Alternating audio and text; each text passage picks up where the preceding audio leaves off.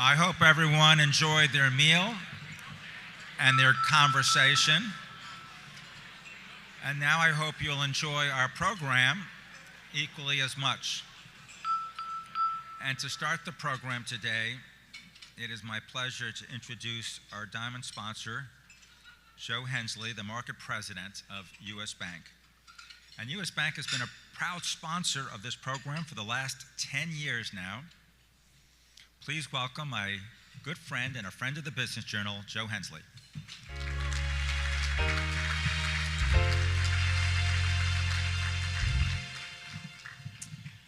Good afternoon, and thank you for being here today and joining us to honor our local family-owned businesses. This is such a great opportunity and one that I personally enjoy, as I know many of you do. We recognize and interact with these brands and businesses in our daily lives. They truly impact us on a personal level, and it's a privilege to be here today to honor them. Speaking of privilege, I have the honor to serve as the market president for U.S. Bank in Orange County, where we are passionate about investing our hearts and minds to power human potential. Our goal is to ensure that everyone has access to tools, resources, and networks that allow businesses and communities to thrive. U.S. Bank is also recognized as a digital innovator, offering an industry-leading mobile app, which is both available in English and Spanish, and has been named one of the world's most ethical companies for 11 years in a row, and Fortune's most admired super-regional bank. Through our corporate social responsibility platform called Community Possible, we invest time, resources, and passion into our community and into economic development by supporting efforts to create stable jobs, better homes, and vibrant communities. That's the short commercial. As we prepare to honor this year's nominees for our Family-Owned Business Awards, I'd like to recognize some of our past award winners. As I call your name, please stand so that we can recognize your success and your contributions to the community. The Cannery, Louie by the Bay, and El Cholo.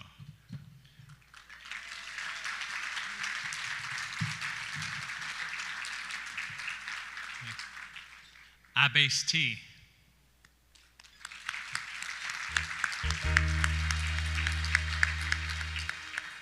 J&H Asset Property Management, Inc.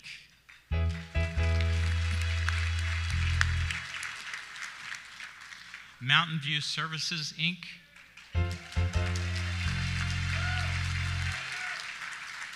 And McKinsey Corp.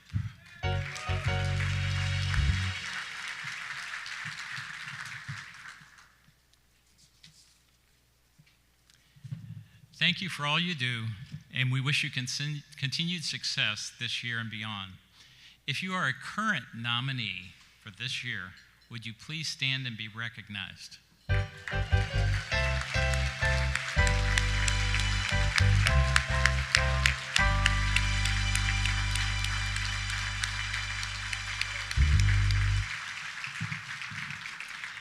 Well, congratulations on your nomination, and thank you for being here with us today as we celebrate your success. Now I have the honor of introducing our keynote speaker for today, a man who has been working in, operating, and owning restaurants since he was 14 years old, a span of 77 years. I'm speaking, of course, of Ron Salisbury, owner of Louie by the Bay, one of my favorites, the Cannery, and El Cholo restaurant, family of restaurants. I think it's safe to refer to Ron as a legend in his industry at this point. Currently, he oversees the daily operations of the Restaurant Business, Inc., which operates 7 El Cholo restaurants, 6 in Southern California and 1 in Salt Lake City. Additionally, the company operates 2 fine dining restaurants on the Bay in Newport Beach, the Cannery Seafood of the Pacific and Louie by the Bay. A final restaurant, El Gato, serving Italian food, recently opened in La Habra. If anyone figures out where Ron gets his energy, please share that with me.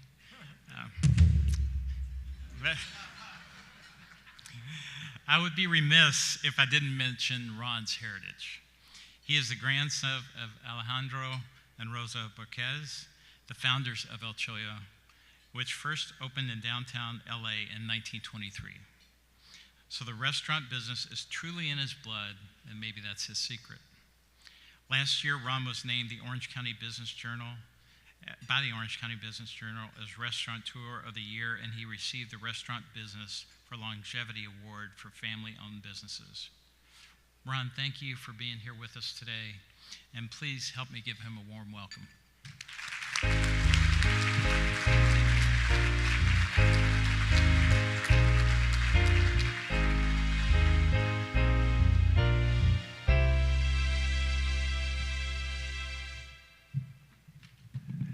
Thank you, Joe, but it's really no secret.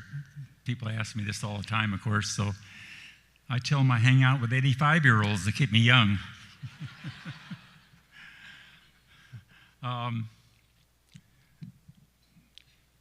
Don Callender was a friend of mine growing up. He's the founder of Marie Callender's Restaurants, and Don gave a very memorable speech, and ever since I'm looking forward to the opportunity to give a speech similar to his.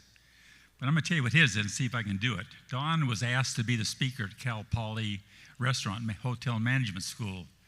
And they felt they had really achieved a great coup. Here's Don Callender, great speaker, great resume, what he'd done. And Don got up and he looked in the audience and he looked at all the students and he said, I want to tell everyone you're wasting your time here.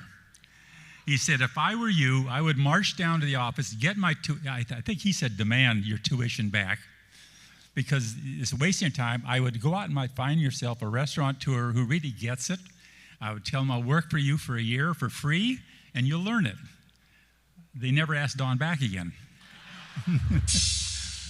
So anyway, I've looked for that kind of opportunity. I can't muster it today. So anyway, and yesterday I was touring the new sheriff's facilities in Tustin. If you get an opportunity to go through there, you should. First of all, it's incredibly impressive what they've done there.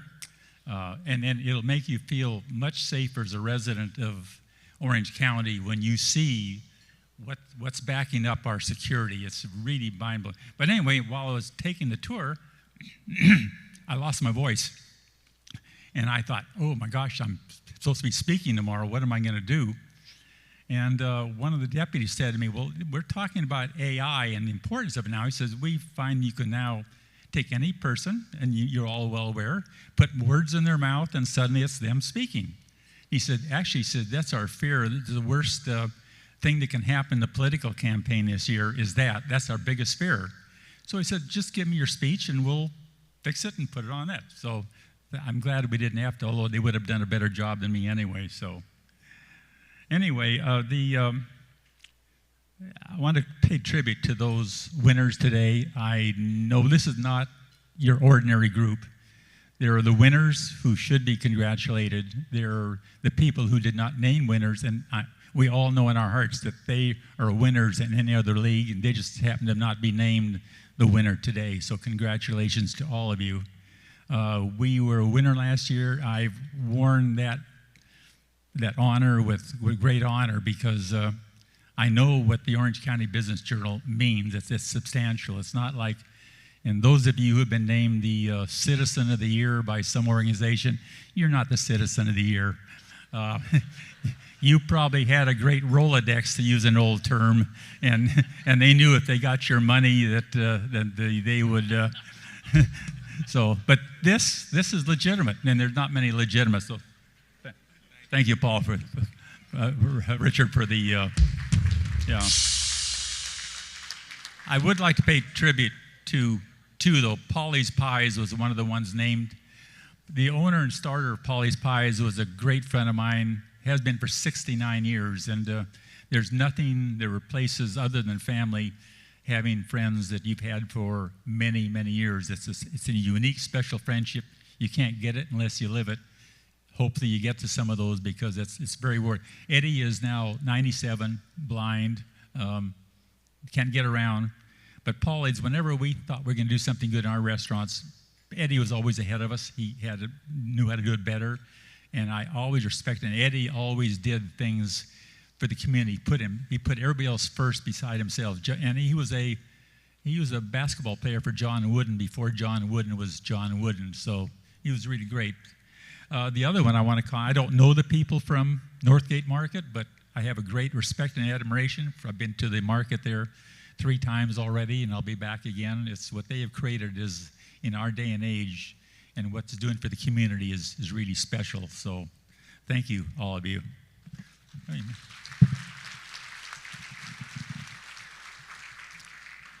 Okay, it's been a year now since we received the award.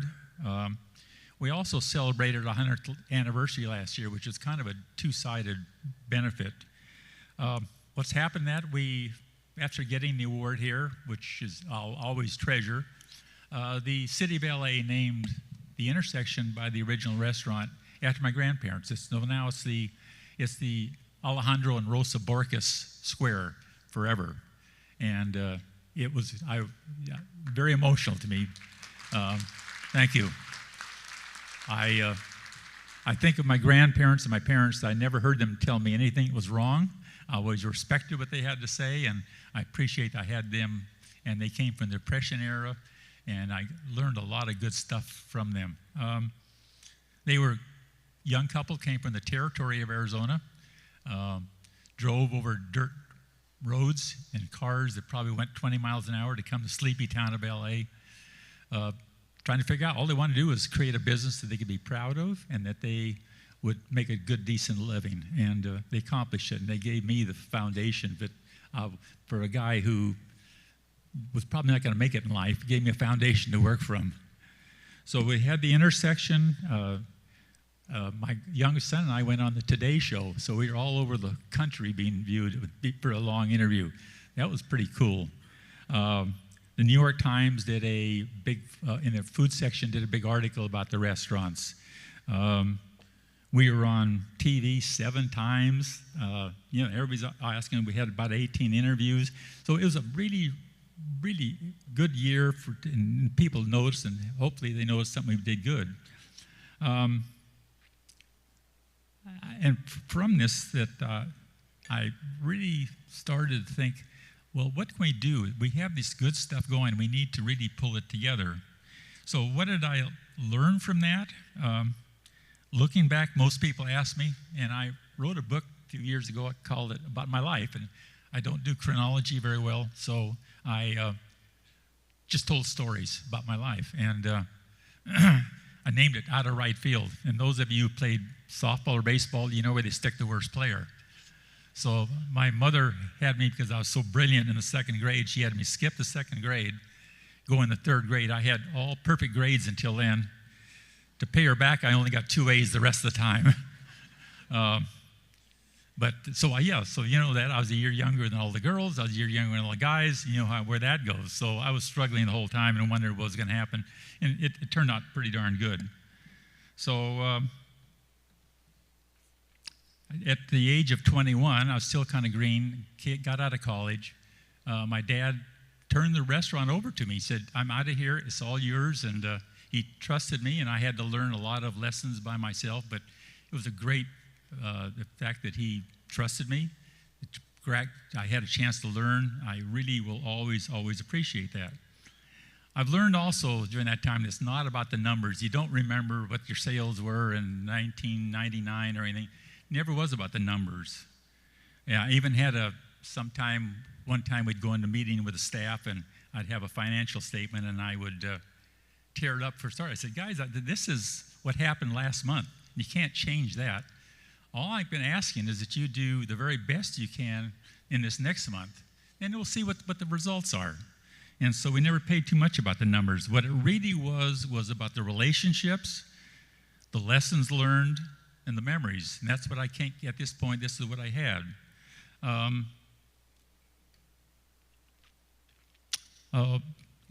So the relationships it was the guests that we come in. We've had sometimes 5 generations of families come in at the same time. And you get to, when you work in there, you get to know those people incredibly well. They become part of your life, and you live, and hopefully you create memories for them, and it's very rewarding when you know you've created memories for these people and what it's regard. It's the staff that you work with. The other night, the managers at Cholo on Western asked, we haven't seen you for a while. We can take you out to dinner. So the three managers and the chef took me out to dinner. We had the most wonderful night, just reminiscing and talking and sharing things about the 40 years we've been together. It's family. It's what's done for my family. It gave all my kids a chance to get their hands dirty, wash dishes. They learned how to make shuck corn and make green corn tamales. That was always a tradition. And so hopefully it taught them some good values. And we recently opened a restaurant in Salt Lake City for the reason that when you scan the LA Times, you see the reason that people don't want to do business here. There's a lot of transplanted Californians there, and I didn't know it. But we landed there, and all of a sudden, these people are coming out of the woodwork because they grew up eating with us. They had memories, deep-seated memories. And the first 3 weeks I spent there going from table to table, just having people tell me their memories. I had a man grasp my hands, and he's crying, thanking me for bringing the restaurant there. So those things, yeah, you don't think about the numbers, but you always will remember those types of things.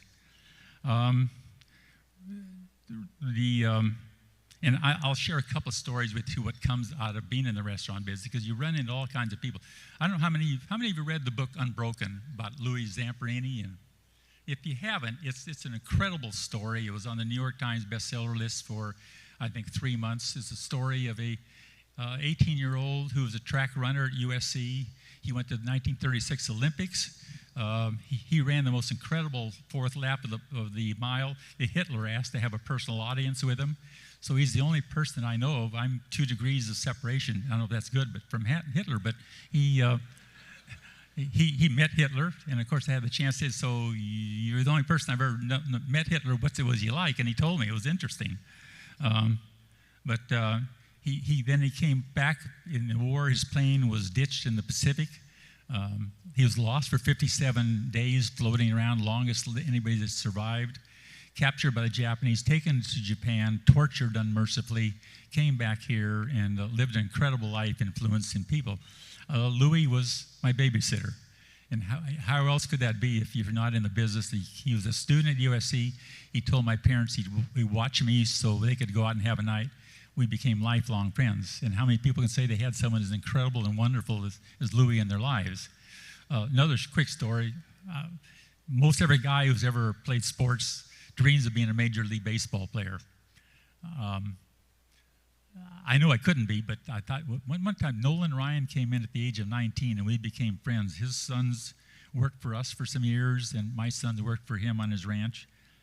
And when he went to retire last year, I said, I wonder what it's like to face a Major League Baseball player. So we went down to spring training, and he threw to me. He threw gracefully so I could put it on video so I could get the bat on the ball. But then he came down and said, I'm going to show you my best. And it was an amazing experience. Now I can go to baseball games and truly appreciate what those guys are facing. And it was because of the restaurant. If it hadn't been for the restaurant, I wouldn't have it. So the restaurant opened up so many opportunities to have great, great experiences. So those are two. There's many, many more. Okay, the lessons. My favorites, competition is us.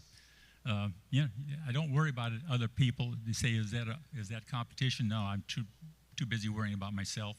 If you ever go to a hockey game, you realize the hockey players are so intense, if they let down for 1 second, the other guys beat them. And I tell managers, go see a hockey game. That's the way you want to run restaurants. Do the right thing. Our landlord at the Cannery is an amazing man, and if you had more time, I'd tell you the amazing story of why the Cannery is there. It was a restaurant built not to make money, but to save it for the community, and that's when I tell that to the staff, they kind of wonder what I'm talking about. But I said, Jack, you ran Bear Paints, founded Bear Paints. That's a big company. How do you run it? And he said to me, I simply told everyone to do the right thing. Anytime someone came to me, he said, just do the right thing. And he said, everything turned out. And that was a great lesson to me. Never settle for anything other than the best. What I like now is perfect is good enough. And usually people say, oh, that's good enough. No, perfect is good enough. And we're never going to get there. I talk to the dishwasher. I tell everybody, go talk to the dishwasher. He's a human being working for us. He's buried behind a bunch of glass trays. Nobody talks to him. He's got the worst job in the world. Talk to him. Start off as owner, manager. Go talk to the dishwasher and show everybody that you respect him, you appreciate him, and hopefully that permeates your entire organization. Your reputation, as you all, I'm sure, know, is the most important thing that you have. And whatever you do, do not let anything ever tarnish your reputation, because once you lose it, it is tarnished forever, and you can never regain it. And that is the best thing you have going for you. The highs and lows. We opened second restaurant. One day we sold one chili relleno, $3.60. And people say, "Are we discouraged?" I said, "No, tomorrow we'll sell two." But it's to go through the highs and the lows and know that you can come out of it and believe that, no one's going to beat me. And for a kid that got beaten, stuck in right field, it's a great field to understand that no one's going to beat me, because I'm not going to let them. Turn the page. Okay, this is about the memories, some favorites. A neon sign. My dad got one of the first neon signs in Los Angeles in the 30s. Very proud of that. He'd drive me around the city showing me all the other neon signs. Carmen was a cocktail waitress that came to work for, she's serving in the restaurant beginning. She came from Texas, and they'd served nachos in Texas. Nobody in California served nachos. Carmen started serving nachos, and pretty soon it spread through the whole restaurant until we put it on the menu. When Carmen passed away, the LA Times had a third of a page obituary on the woman who brought nachos to California. Jack Nicholson, who's a well-known name to you, befriended and just loved her, and he came in all the time to be with Carmen. Carmen's son gets married in a Veterans of Foreign Wars hall over in East LA, and we're sitting on milk crates, and we're eating Kentucky Fried Chicken, and here I'm talking with Jack Nicholson about politics, and that's other stuff that comes in the restaurant business, and that's how the relationships where people really care about each other. By the way, she lost a son in Vietnam, and they came into the restaurant to tell her she'd lost her son. It was pretty traumatic. We closed during the war. My dad couldn't get the right product, and he said, I rather than serve something that's inferior, we're closing. I can't run this restaurant unless I do the best we can. Roto-Rooter. I'm running the restaurant one night. It's Sunday, can't get a plumber. The line stops up. I have to take off my suit, get underneath the house, Roto-Rooter out the drain, come back up, wash up, put it on. Those are the kind of things that you did. Today, I have a difficult time people getting to do anything like that. And here's a funny one. We used to, because our prices were so low, when we were going to raise a nickel, we wanted to raise our prices a nickel so we could give our people a raise. And we would agonize. I knew we had loyal people came every week. I thought we were doing a good job. We would agonize for weeks whether we should raise the prices a nickel, because people would quit coming if we raised it a nickel. And I'll never forget that. Another good story came with the Love family used to come in the restaurant all the time. And I saw these great kids growing up. And one day, in those days, we took money at the cash register, and Mike Love comes up to the cash register, and I'm sure you maybe recognize the name now. And he said, a friend of his runs in, he says, "Mike, what are you doing?" I said, "I'm forming a singing group with my cousins. We're calling ourselves the Beach Boys." And I thought, oh my gosh, I've seen this kid grow up, and he's going to waste his time on a meaningless singing career. And the last but not least, we opened I got really on a tear. We opened 3 restaurants in 19 months using our own cash, and then all of a sudden we looked around and we didn't have money to pay bills. So that was a memory and a lesson. What's next? I'm getting near the end here. The world is, Richard and I were just talking about what a mess the world is in here today. I realize that this year there's things we can do our part to make it at least better.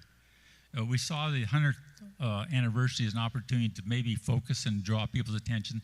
So we dedicated the year to raising $1 million for pediatric cancer research. We're almost there. It's not that easy for me to raise it. Some people can do it with a snap, but so we realized, and so doing that, we're going to dedicate the restaurant now with 100 years. We're somebody that can maybe get people's attention. So we're all going to have a charity every year we raise money for. It's going to be from ongoing. An example, one time, in 1994, there was the big riots in L.A. Everybody was down on the police, similar to where they are, maybe even worse now. But I wanted to send a police, because the policemen came in, and for good or bad, I love those guys. And if you go for a ride around sometime with them in South Central L.A., you'll really see what they go through, truthfully. So I wanted to send a message. I thought, how do we do that as a restaurant? And a police car passed in front of me, and I thought, no, that's sexy. Every time we see a police car, we get nervous or something.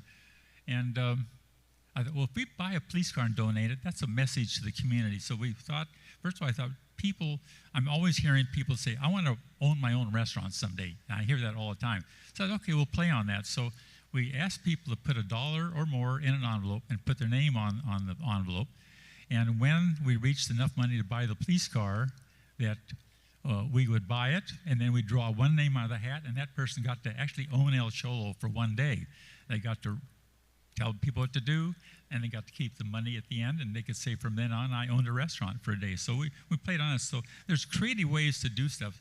We end up giving the keys to the mayor on television, and I hope the message got out. I view our restaurants as the next school, because they graduate. I'm viewing it now. They come in, they say, I'm going to do a job, and here's your paycheck. We still have a big obligation to continue to educate and teach the young people how to live life, tools, and how to think. So we're viewing it as the next school. We have a reading program where we read a lot of books. If you read some of the books, write me a 2-page of what you learned from the books, we give you $100. And that was the start of it. So this coming year, we're going to dedicate ourselves to really doing stuff more, that we give some not that we can afford good scholarships, but we're going to give scholarships to some kids, some of the kids who work for us, and some for outside. We're going to encourage education. We're going to encourage that you do charity work. We all know people that go down to Guatemala and dig water wells, and we're going to pay for people to go down and do that and come back and tell everybody what the world's like and share with them. It's part of the guest lecture coming back. And the other thing is, people have their dreams. Well, I was in a place the other day, and they said, dream your dream, keep dreaming until you get your dream. And we all know that's not the way to get your dream. So what we're going to do is pick out one person a year. Here's your dream. We're going to sponsor you to do your dream. Then you come back and tell everybody, you know what? It's doable, and if you do it, it's really pretty incredible. So that's our beginning. We hope to find more ways to make the world a better place.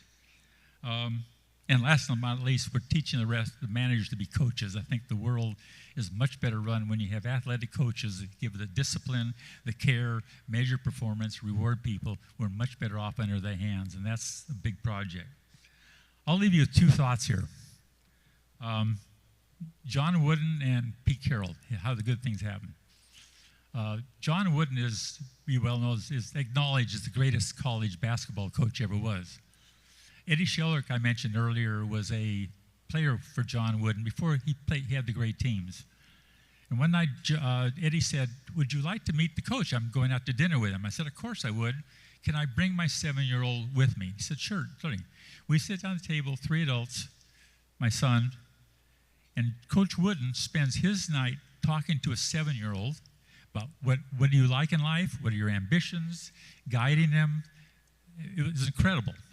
Now you have a 90-year-old man who's probably worn out and ready to go home that night. He turns to my son at the end of the meal. He's only met 2 hours ago. And he says to Brendan, would you like to come to my condominium? I'd like to share with you some things that are special to me. I'm blown away. He didn't have to do that. It was such an incredible extra step to touch a young man at the age of 7 who's probably still just learning. I thought, oh my gosh, what a story. And yet he was a human being like us. We could all do the same thing. And, he does that all the time. He didn't do it just to us that one night. That's the way he lives his life, thinking how much he can get the other step. My other one, last story here, relates to Pete Carroll, who was the coach at football at USC. Again, a story about, as a human being, what a difference he could make. There's a man I knew who we grew up knowing. We traveled with he and his wife for many years. I lost track of him. A few years back, he called me and said, Ron, how are you doing? He said, not so well. I'm terminally ill from cancer. He says, I raised my family going to El Cholo. I want to arrange to have a room there after my funeral services that they can gather and just reminisce. I said, sure, Bob. I said, Bob, we've lost track of each other. I'm coming over right now, and we'll catch up. I went to his house. I said, how are you really doing? He said, I'm determined to live long enough to see the end of the SC football season. And I thought, here's a guy who met his wife at USC, raised 4 children who graduated from USC. He's really a USC guy. And I thought, what if I can get him a signed football from Pete Carroll? What a cool thing that would be. So I called the athletic department, and the answer was, it's the middle of football. I told the story, the dying man, and he said, middle of football season, we can't bother the coach. I'm sorry. And so I thought, okay, well, I knew the baseball coach at the time over at UC, Chad Kruder, and I called Chad. I said, Chad, you must run into the coach all the time, don't you? And he said, yeah, I see him every day. Told him the story. And he said, I will get you the football. The next day, Chad calls me, and he says, I have the football. I need the man's address and phone number. I said, I can understand why you need the address. Why would you need the phone number? So I'm starting to think a little bit about it. Half an hour after I gave him the phone number, Pete Carroll, in the middle of a football season, who was too busy covering the athletic department, calls a dying man that he has never met. Never met. And that would be awkward for me to talk to someone. I wouldn't know what to say. He called me and he said, Bob, this is Coach Carroll. And he said, no, this is Coach Carroll. He said, Bob, listen, you and I both know what a tough game I've got coming up this weekend. Would you spare me half an hour of your time so we could talk about what strategy to do to win that game? And then I thought, it's a John Wooden, it's a Pete Carroll. I want to share those stories with because I tell them everywhere I go because I'm so impressed with the impact that they have of those two people. And I look at, when I first walked in here today, I looked at, man, there's a bunch of tables, a lot of people there. There are a whole bunch of people here. If every one of them everyone is stretched out to do those type of things on a day-to-day basis, how much better we as a group here could make things. So those are my 2 favorite stories. Leave you one last thing. We accomplished a lot. I was a C+ student.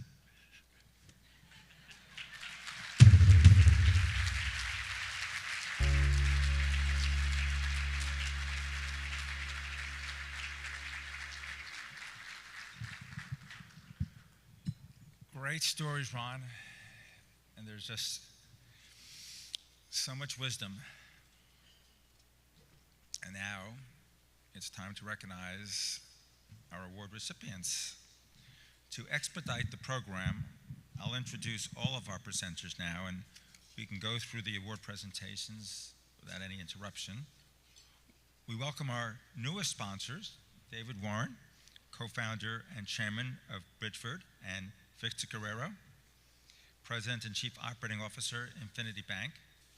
And we have our long-term sponsors, Jeffrey Verdon, Partner, Chair of Asset Protection, Falcon, Rappaport, and Berkman, Emily Egon, Senior Tax Manager at Witham, Javier Corrales, Head of Specialty Banking, Commerce West Bank. Please now join me in welcoming David Warren to present our first award.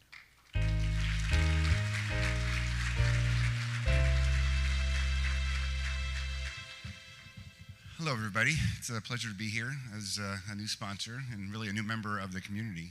And before we get into the exciting announcement and some words I want to share about how amazing this company is, I want to congratulate the Journal. Being new to Southern California, I was lucky to travel around a bit in the United States, and I haven't seen a journal or an organization as well organized to be able to fill a room like this to honor such amazing professionals. So I think a round of applause for the Journal is important.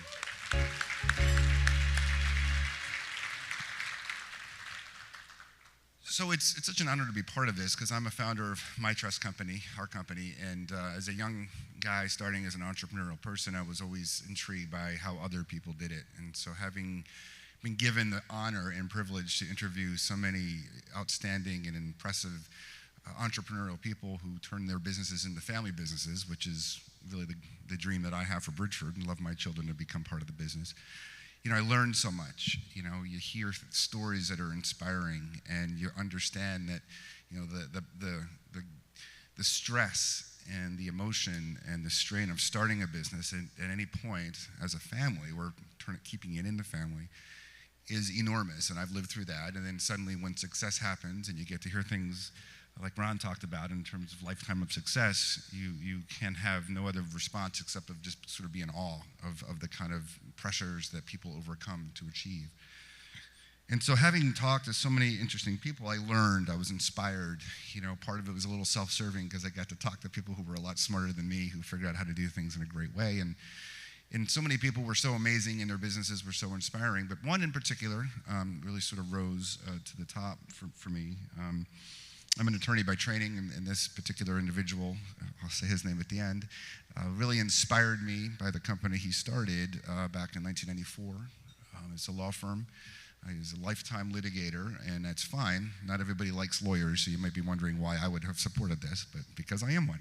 Now, all joking aside, the conversation and the inspiring stories of what it takes to grow any kind of business, whether it's law or restaurant, is amazing, and particularly given the challenges that face the legal profession. And so today, the organization has offices both in LA and Orange County. They have won amazing awards. And they do great legal work. There's no question about that. But that's sort of table stakes, right? That's table stakes. I think what you're doing, though, with the business is really the other question. So I'm really intrigued, and my questions were all about, look, business owners, all of us, employees, is it a paycheck? Sure. It's a paycheck, I guess, at the end of the day, but it's bigger than that. For the people that I interviewed, I asked that question. And it's building a legacy. That's what family business is all about, is building a legacy. Not just making money, but building a legacy. That's what I hope to do with Bridgeford. And that's what Clifford did with his law firm. The law firm has been around for so many years, has had so much success, but what makes it so special to me is that he's inculcated his whole family into it. He has his wife as vice president of the company. He has a son that's clearly the heir apparent. And the values that they hold on to is incredible. And you might say, a lawyer with values? Yes, a lawyer with values, which is why I fell in love with their story and thought what they were doing was incredible. I love watching and hearing now of what they plan to do to take this company to the next level, and it's a family affair for sure. So I am so excited to announce the name of the winner of the Small Business Award for this year is Albright, Yee, and Schmit. And I want to give them a big round of applause.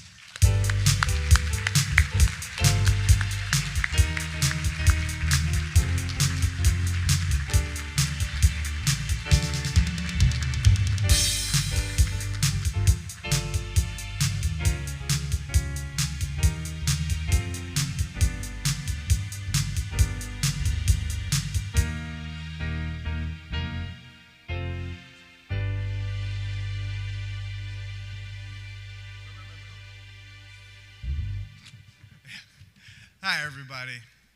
My name is Clifton Albright Jr., and I'd have to say that my favorite thing about my dad is how smart he is. Because last week he calls me, he says, hey, I'm not going to be able to make it to this event. Can you go? And I said, yeah, no problem, like whatever you need. He must have known that we'd be going after Ron, because this is, it is such an honor and privilege to be here and to hear just how family businesses can succeed and how they've done in the community. My dad is not only my boss, not just my dad, but he's truly my best friend. Growing up, we'd do everything together. He'd call me his broke little best friend. And we'd do everything together. And our bond honestly started when he gave me his name. It's a badge of honor that I wear every day. It's something that I hold so true because of how much he means to me that I just tell everyone to call me JR because when I hear Clifton, I don't think about me, I think about him.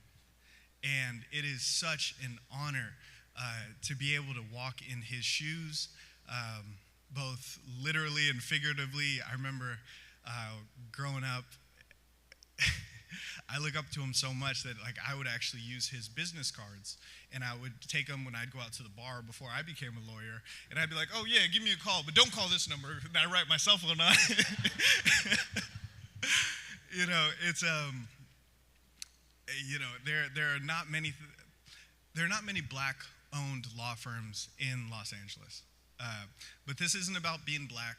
It's not about being a minority business. It's about being a family business.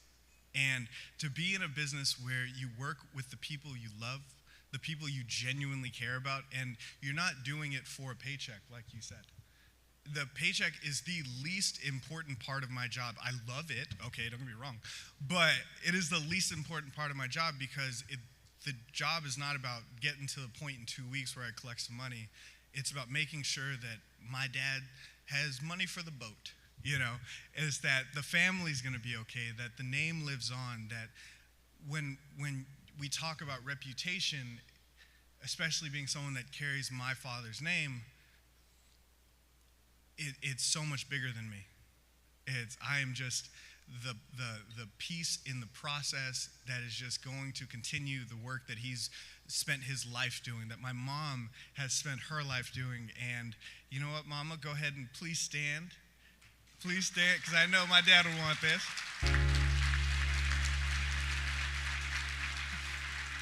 Love you. Growing up with two lawyers, you never win an argument ever. And when you did, it was, but I don't care, go away. And growing up with my parents has been nothing short of incredible. And that does not mean that it's always perfect. My mom will tell you, my dad will tell you, I am as stubborn and as hard-headed as they are. And because of that, we've done pretty well. And we've been able to have a business where we can come together and work together and work towards a common goal and truly enjoy the process with the people we're doing it with. Because at the end of the day, we all have jobs. We're all smart, competent people. But it's so little about the work, and it's about the people that you're doing the work with that make the biggest difference. It's the why. The who that really add to the purpose and the drive that we have in getting up every day. Because if it was just about money, that would only go so far. But it's about building. It's about development. It's about going to work, and it honestly looks like I never left the house because I see the same people. So it's really cool. But I'll leave you with this story about my dad. Growing up, people always ask me, do you want to be an attorney? Or what do you want to do when you grow up? And I'd say, I want to be an attorney. At first it was basketball player, but then, I was 5'10" and stopped growing, so I kind of threw that one out the window. And then so I'd always say I want to be an attorney, but to tell you the absolute truth, I had no idea what that meant. I think attorney, I think suits, and it's not all just being in court and arguing all the time. It's a lot of prep. It's a lot of work. And then when I was 22, I started working for my dad as his assistant during the summers off from school. And I got to see what it is that he does, and he defined the practice of law in two parts. He said, you're either in the business of law or you're in the practice of law. It's very difficult to do both. You have the people that go out and get the business, that get the clients, that do the client maintenance, and then you have the people that sit and do the work. But you can't do one without the other and run a successful business. So it comes down to the business itself being broken into two parts, but working harmoniously with each other. It's about family. It's about being able to work with the people around you, and there's no one on this earth that I'd rather be doing that work for than my dad and my mom. So thank you, everyone. Love and appreciate you. Have a good day.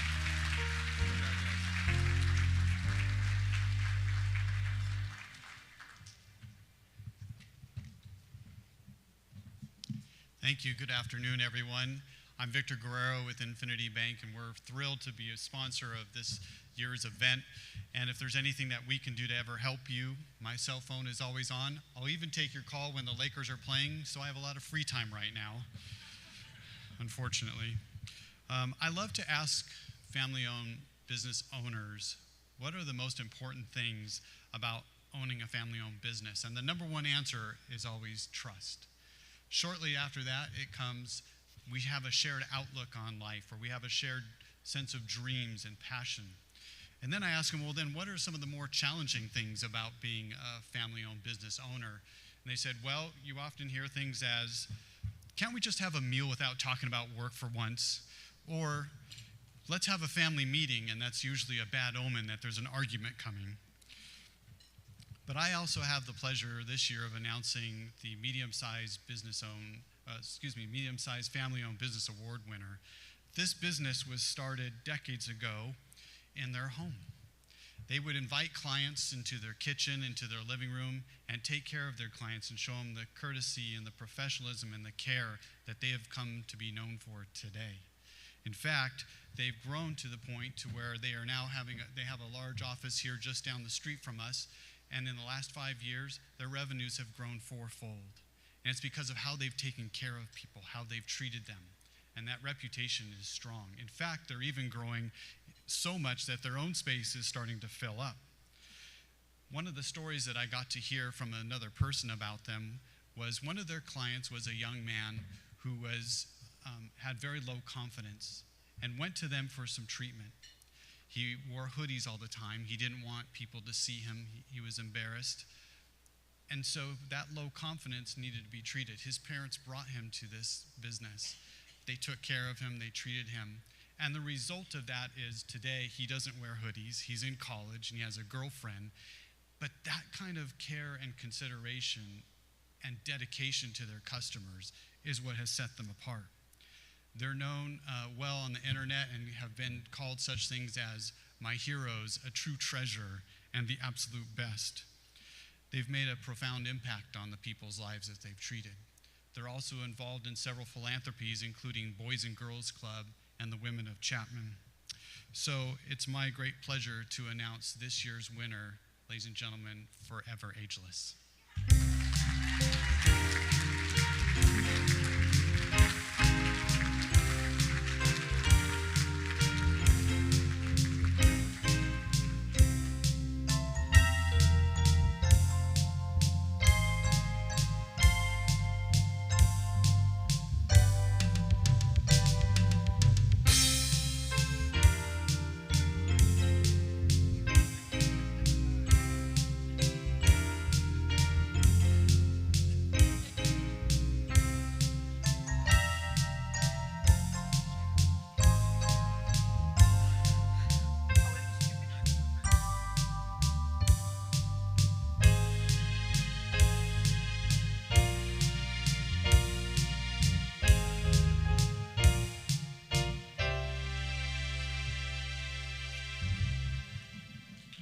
Well, wow.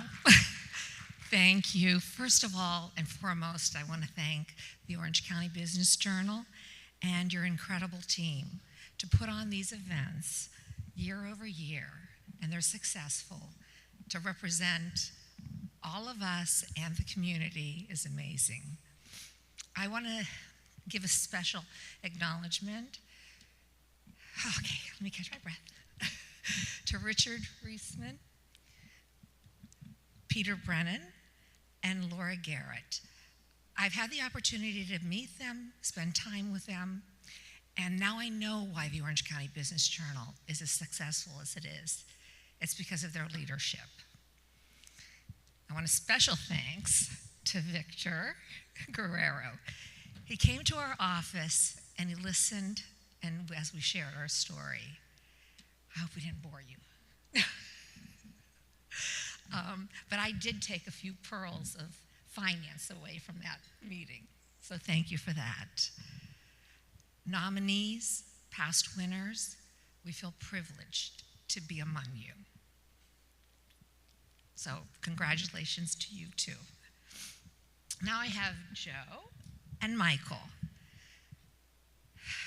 two boys that were passionate about medicine at an early age. 45 years ago, Michael and I got married, and I was working along with them through the family practice, and then now into the world of medical aesthetics. Their passion and their love for their patients, they treat them like family members. Our staff, they're our family. They call me Mama Bear.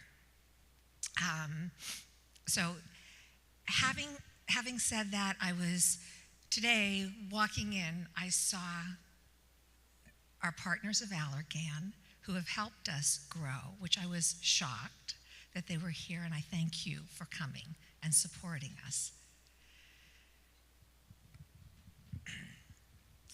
I'm going to just share one little story. Joe and Michael's father, we called him Papa. Papa was born in Kentucky, raised in the coal mines, very limited education. Two sons that are doctors, a daughter that is a lawyer, and another daughter that spent most of her time with child help and doing a lot of charity work. When we moved to California, and they moved their parents to California, my father-in-law, again, coming from Kentucky coal mines, limited education, said, how did I get here from there? That's the American dream. In closing, I'm just going to say I'm just the glue that keeps it together. And thank you all again.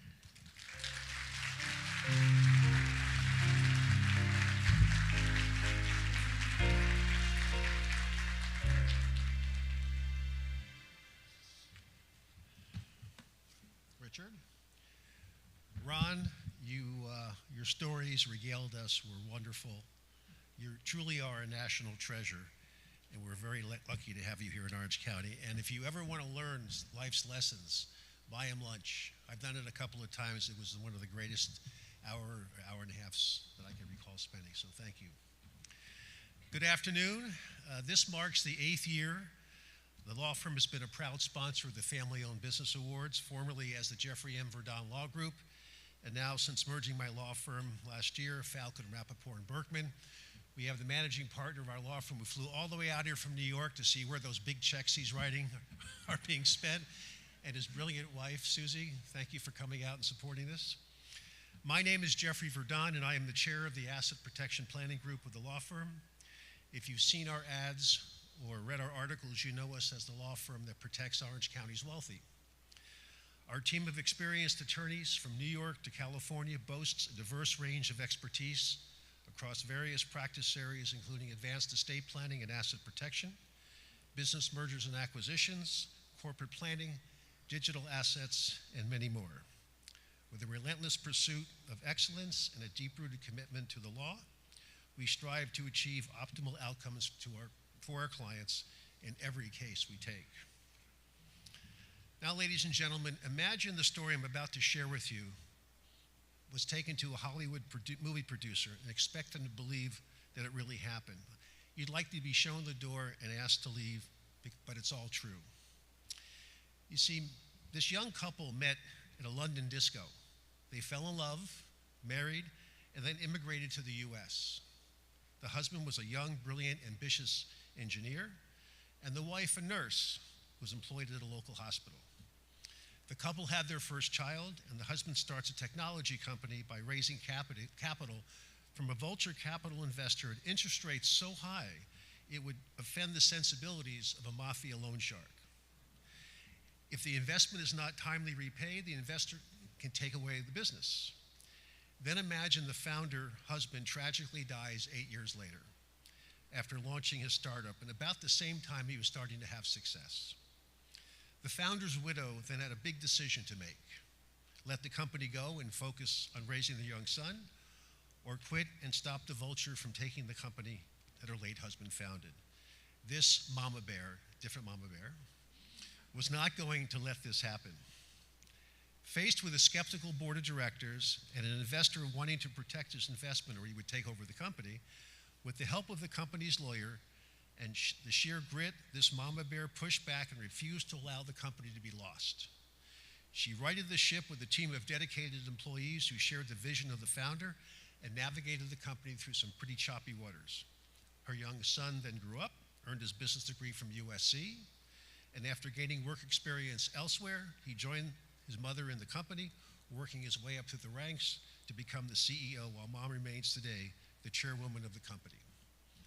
Under the widow's leadership and her son's business skills, grit, and determination, and the support of a very loyal workforce, the company successfully achieved strong software revenue and gross margins for consecutive years. And today the company is thriving and performing better than ever. Now, this is not a treatment for a Hollywood fiction movie, but rather a reality show because it's all true.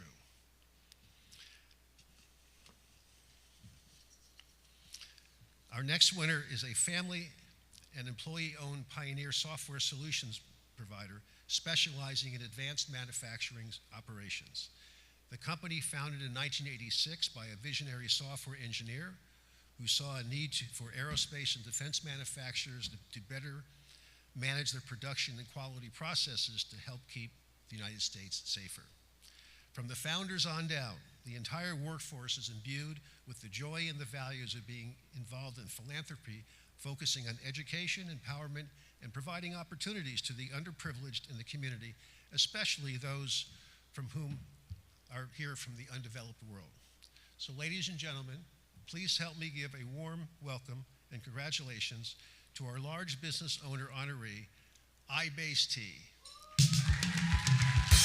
Accepting the award is our mama bear, Ladea Punin, Chairman, and Naveen Punin, President and CEO. Both of you, please come up.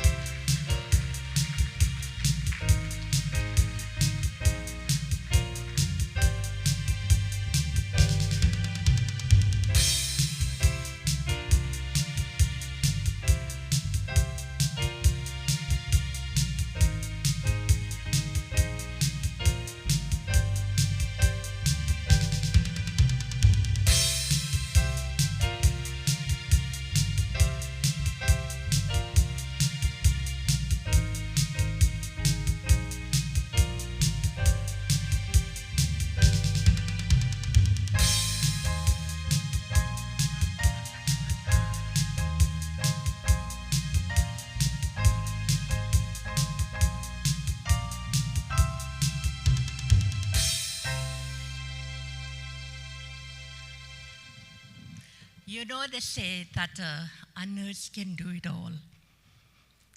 It is a fact.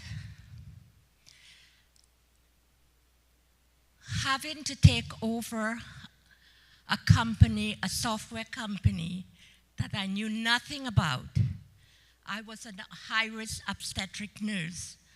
I was a nurse for 28 years. Studied in England, graduated from there, went to Canada, redid all my boards, 7 papers I had to rewrite. Then my husband decided, the late Amrit Singh Punyan, he decided that Canada was not enough for him. He wanted to come to the United States, moved to California, and he started his own business. And overnight, he passed away. And there I was, left with a company, employees, and a 16-year-old son. What do you do? And I decided that either I swim or I sink. And I decided that I wanted to swim. So Monday morning, after the funeral and all that, I was still in bed. And my son, Naveen Singh Punyan, came and said, "Hey, what you doing? You have to be at work." I said, "What work?" "I don't know anything about a software company." And he said, "I don't care. You have to be there." And I am thinking, this 16-year-old telling me what to do? And I am here mourning and not knowing anything. And what am I going to tell the employees? How am I going to instruct them? What am I going to say to them? But I got up and I went, took my bag, and I passed the desk. And the girl at the desk looking at me, "Oh my God, what are we getting ourselves into? Here is someone who doesn't know anything about a software company." But I did not show fear. In the nursing field, you come across all kinds of complicated cases, and you learn to pacify people oh, things would be right. Don't worry, things would be good. Knowingly in your heart that there's no hope. So I said, you know what? I can do this. I can pretend that I know what I am doing and let people feel comfortable, because here our employees depending, they don't know what's going to happen. But with the perseverance and the help from the employees, because I used to go and talk to them every day, asking questions, not letting them know that I don't know what I am doing, but asking questions in a way, and I'm gaining education, and I'm soaking up like a sponge, okay?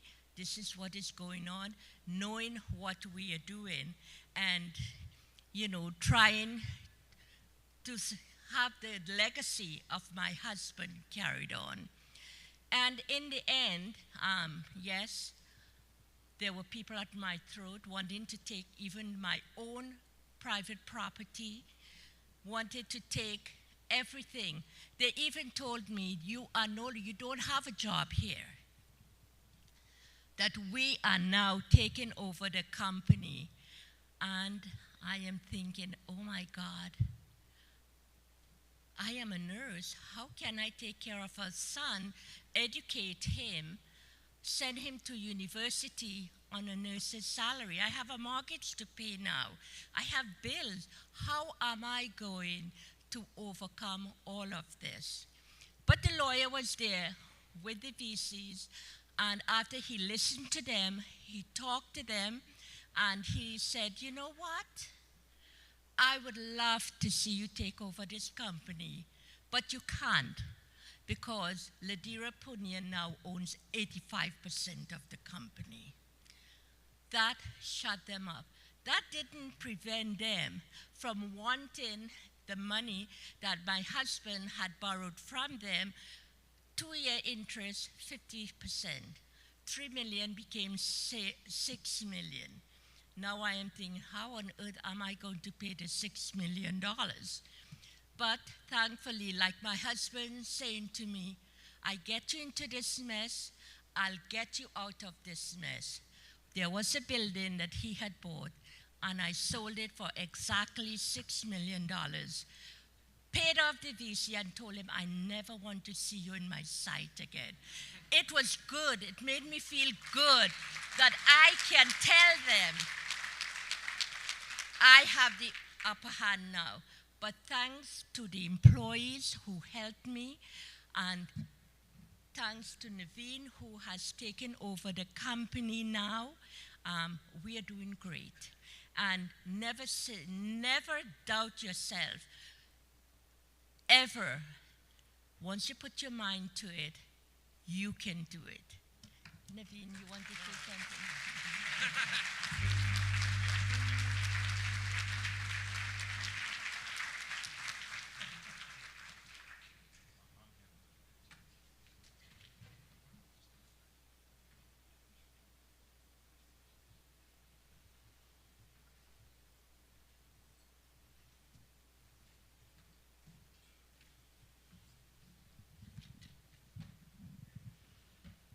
Thank you, Ladira. What an incredible story that was.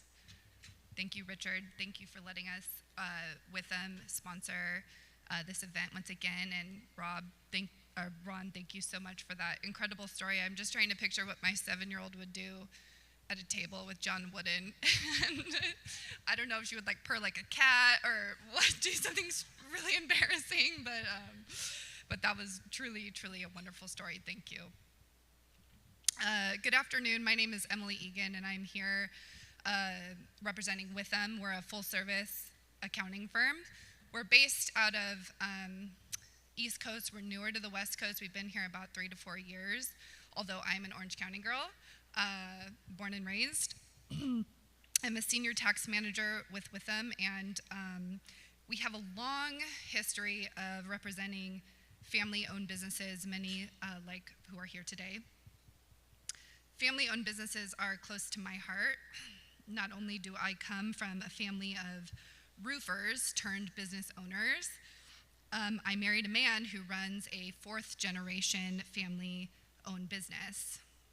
And and his friends and peers actually refer to him as the smartest man in the room. Why? Because he married a CPA.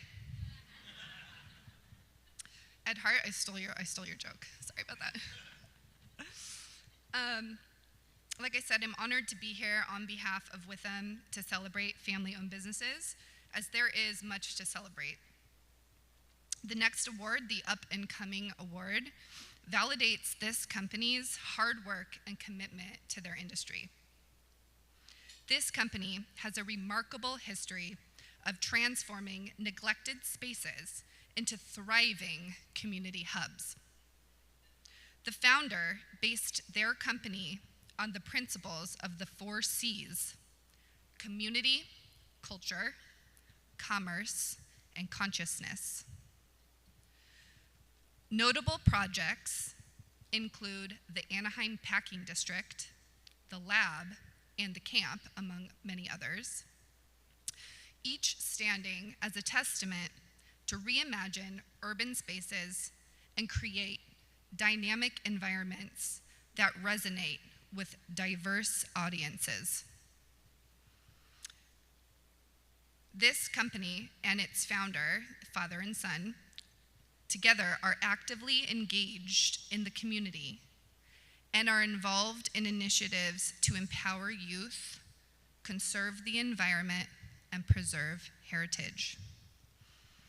I am excited to announce that the 2024 Orange County Business Journal Family-Owned Business Up and Coming Award goes to Lab Holdings.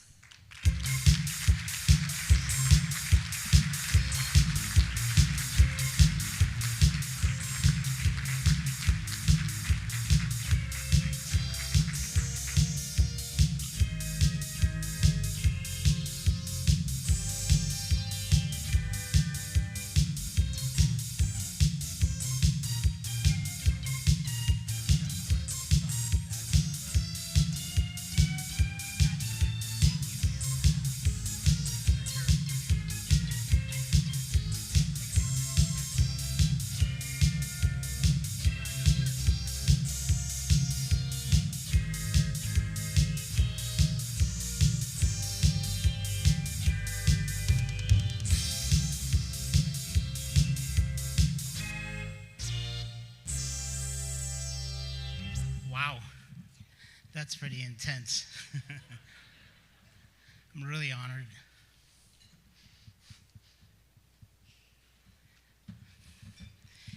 Well,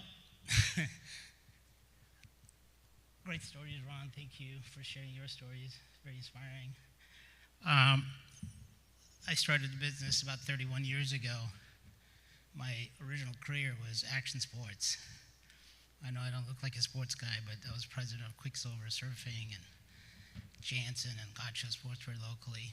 But what I learned from being in the action sports industry, particularly here in Orange County, was the excitement and the energy and the passion that was created through surfing and running a small company.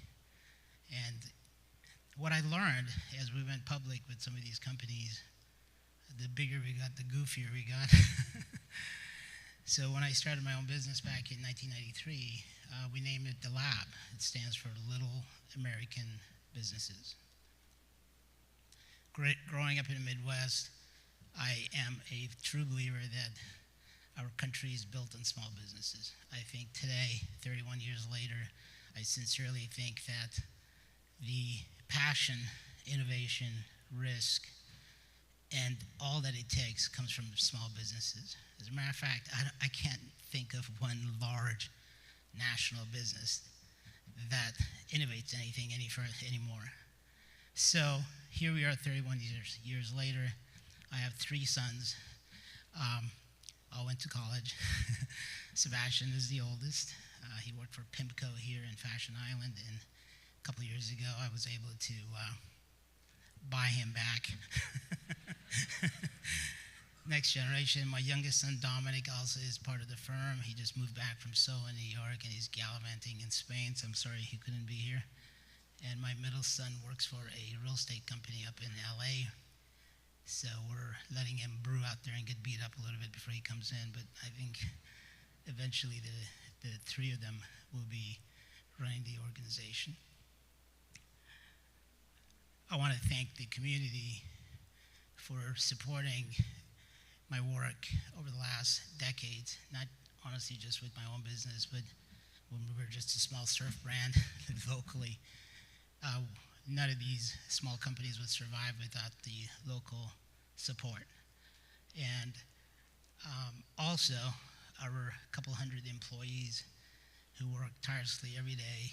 We have our CFO here, Tracy. Can you please stand up, Tracy?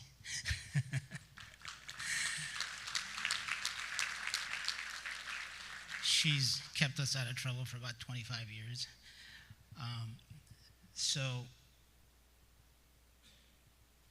I want to thank all the other nominees and winners as well. I'm truly humbled that we would get selected. The Gonzalez family, we've gotten to know, they do a phenomenal job. So I'm truly, truly, truly honored. And I want to leave and allow Sebastian to correct everything I just said. Our country was built because we created the greatest middle class in the history of mankind. I grew up in Michigan, worked at the auto factories, and some sort of a first generation of knowing that. And through that process, we as a country became a heavy consumer of homogenized goods. And homogenization not only affected our food business or automobile business, but every single aspect of our community. Today, I find culturally, 300 years later, that this is some of the most exciting times in my years of being in business, because instead of homogenization, we see localization, customization, and personalization. And that is a huge segment. If I can encourage anybody to start their own family business and to service the local community, I think that's the greatest opportunity. On that note, Sebastian.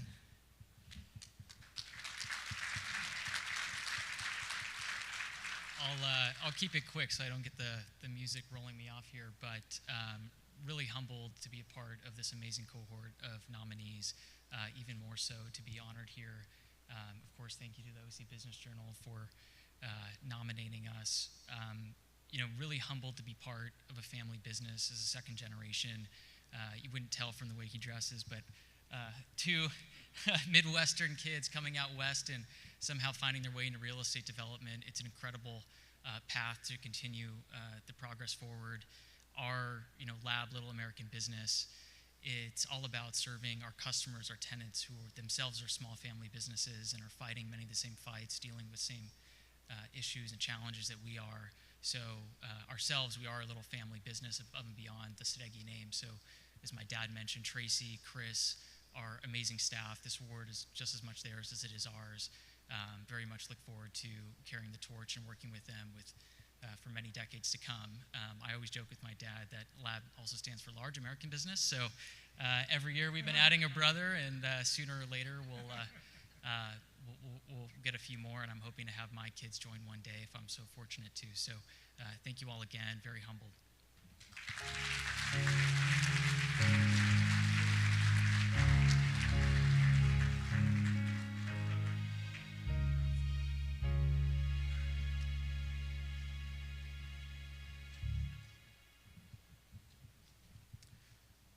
Thank you all for being here today. I know we're running a little late, but I just wanted to thank everyone for being here today. Good afternoon. My name is Javier Corrales. I'm a Senior Vice President, Head of Specialty Banking at Commerce West Bank. Commerce West Bank is honored to serve on the judging committee and to have the opportunity to meet many distinguished Orange County family-owned businesses. Congratulations to all nominees and recent winners as well. Commerce West Bank is also a local Orange County company which was funded upon the same principles over 22 years ago. And we're celebrating as of today rapid growth and entrepreneurial spirit, dedication to community, mentorship, and overcoming challenging times. We are a bank primarily servicing small, mid-sized businesses and their key executives as well through Southern California, offering creative and customized solutions that are personally tailored to each business and their owners as well. I have the benefit of introducing the family-owned Business Lingerie Award. This company was founded over 40 years ago in 1980 as a solitary front store in Orange County and is now a thriving chain with 44 locations throughout Southern California. They have over 7,500 employees with an impressive revenue over $1 million as well. But they still maintain their family-oriented core by collectively steering the company towards success, serving of varying capacities ranging from operations, marketing, business development, and management as well. The expansive growth highlights their steadfast commitment to customer satisfaction, innovation, most recently the completion of the state-of-the-art food service facility in Costa Mesa, which is a very unique shopping experience with a wide selection of fresh, prepared foods and a massive food hall. Broadening the company scope with a highlighting its adapting to meet ever-evolving needs of customers and communities as well. They have also diversified into complementary ventures such as real estate, investing, financial services, and medical clinics. The family is deeply committed to making a tangible difference in the community, enriching lives, and upholding their family values, compassion, integrity, and social responsibility as well. But not only supporting local schools, food banks, and also establishing a foundation to carry the family legacy forward as a community steward. Throughout the foundation, they have uplifted local schools, sports teams, medical clinics, several centers, senior centers, conventional homes, and nonprofits. Please join me in congratulating a shining example of established family-owned business not only prospers but uplift the neighborhood it serves. It is my honor to announce the Orange County Business Journal Lingerie Award to Northgate Gonzalez Market. Congratulations.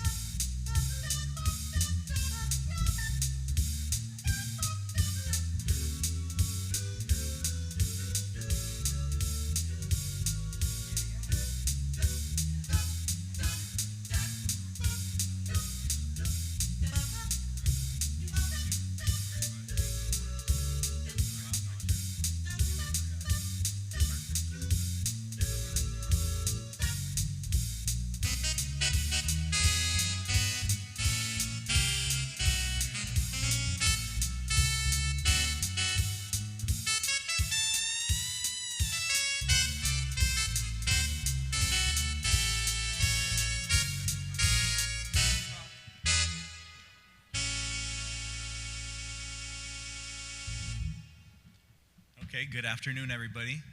So it looks like I've been voluntold to accept this award on behalf of the family. My name is Edgar Gonzalez. I'm a third-generation family member. Obviously, very grateful, very humbled. Thank you for your kind words, Ron. Like to connect with you later. The Sadehi, I appreciate the words as well. I think your family is an example for all of us. Just very, very humbled, feel very grateful to be able to be here. Third generation family member, about 30 of us working in the company. Just feel blessed, very humble beginnings. My grandfather started the company, as mentioned earlier, 40 years ago. And not many people know this, but the first grocery store was actually in Anaheim, California. Tiny little liquor store. It was the first store. It was purchased by my grandfather, my uncle, Don Miguel Gonzalez Reynoso. And, you know, the name of the liquor store was already Northgate, right? And not a lot of people know that, but we weren't able to change the name because, you know, we couldn't afford it. So, you know, it's obviously humble beginnings. We've always worked in the business, you know, pulling in grocery carts, washing dishes, and, you know, just feel honored, feel blessed, humbled to be here. And thank you to the Orange County Business Journal for the award. We feel truly blessed, and I'll end it at that. So thank you very much.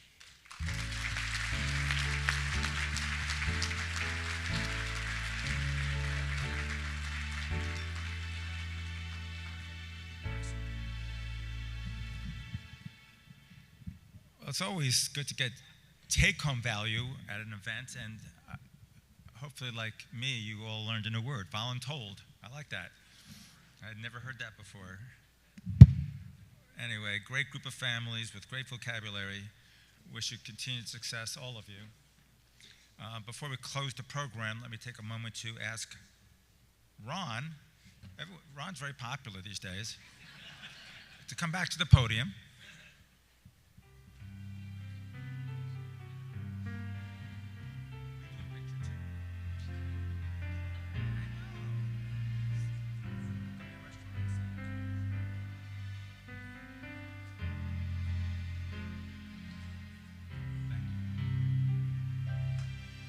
Just a small token of our appreciation, Ron, and thank you to the Surf and Sand Hotel for making Ron's staycation possible. Yay! I mean, truly, you know, my remarks say 5 exceptional award winners, but I mean, from soup to nuts, you know, Orange County's business community, very varied industry in every way, just a tremendous, great community to do business. And in 25 years, this might be the best group of winners we've ever had. They just keep on coming. And they're going to keep on coming beyond this year because we had great nominees that we couldn't recognize. So hopefully we'll get them next year. I'd also like to thank some of the key members of the Business Journal team that made this event run so smoothly today. Melanie Collins, Jamie Derby, Tiffany Benando, Amanda Dang, Anushka Bryson, Sydney Curl, Bobby Dorman, and Steve Gall. Let's give them applause.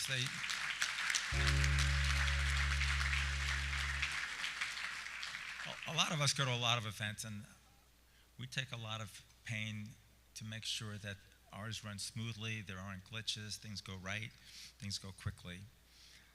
Also, thank you to our vendors that are listed in the program. And let me ask all the winners, probably over here, to come up for photographs afterwards. And there's a little program that each of you have at your seat. Check the back cover of that program, and if yours has an orange dot, those beautiful flowers belong to you. Thank you all for being here this year. I hope to see you back next year.